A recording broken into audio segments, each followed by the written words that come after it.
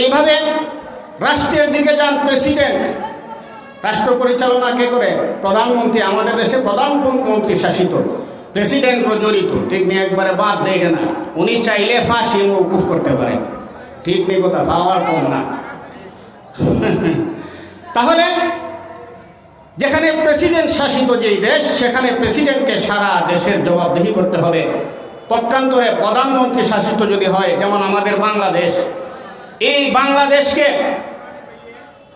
প্রধানমন্ত্রী শাসিত দেশকে প্রধানমন্ত্রী যথাযথভাবে, সঠিকভাবে, শরীয়ত মতো, আল্লাহর বিধিনিষেধ মতো পরিচালিত করছেন কিনা, সেই ব্যাপারে হাসরের মাঠে আল্লাহর আদালতে দাঁড়াইয়া বিচারের জবাব কি করতে হবে? আল্লাহর আদালতে বিচারের কাঠগড়ায় দাঁড়াইয়া জবাবদিহি প্রধানমন্ত্রীকেও করতে হবে।